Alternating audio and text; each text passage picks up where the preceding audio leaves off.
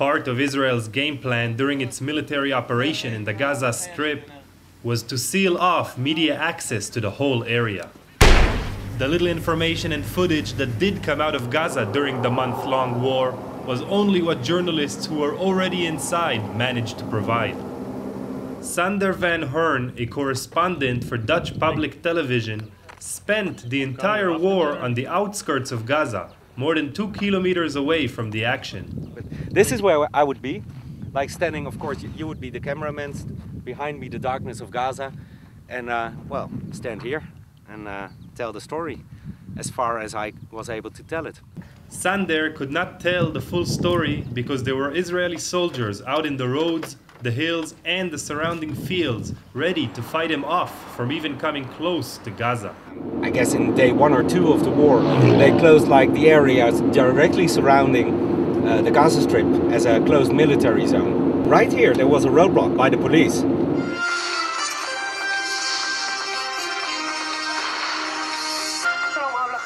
The Israeli media broadcasted reports about the war 24/7, but still the Israeli public had a very unclear view about what was happening in its own backyard. Shir Ziv, a TV critic for a daily newspaper in Israel, followed the Israeli TV closely throughout the war. בעצם השתלטו על לוחות השידורים, שידורים מתגלגלים של מהדורות חדשות, תוכניות אקטואליה, כל מה שהיה פה בעצם עסק במלחמה.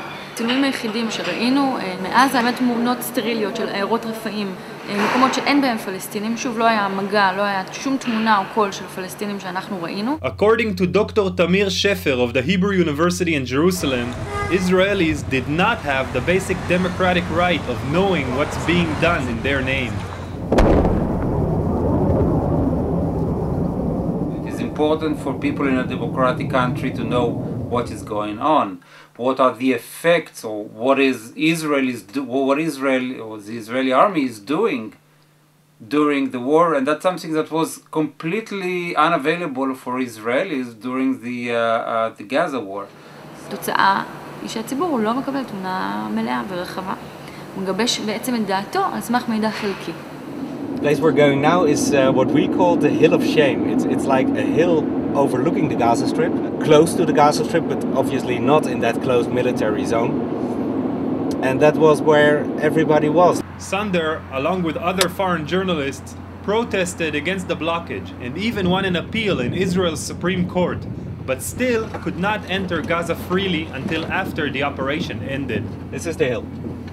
You cannot tell from this hill point what is happening, so you spend the day on the phone talking to the people you know over there, trying to verify if somebody claims to know something. Israeli journalists have not been allowed into Gaza since 2006. Dr. Shefer explains that the Israeli public opinion during the war supported the media blockage.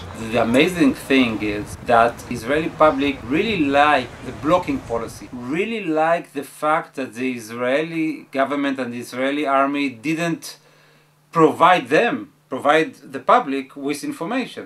I mean, there's a war going on, and you know, professional frustration of not even being able to assess what might be happening, that's really bad. The fact that the Israeli public didn't know what's going on there, didn't know enough what's going on there, didn't see daily coverage of human suffering of the civilian population in Gaza, provided the government and the army with a massive public support during the war. This was really something that shook democracy, and I think Israel has got to worry about that, really. The media blockage of Gaza was and is embraced by the Israeli society. The never-ending conflict with the Palestinians has taken its toll. Israelis want their army to solve the problem while they look the other way.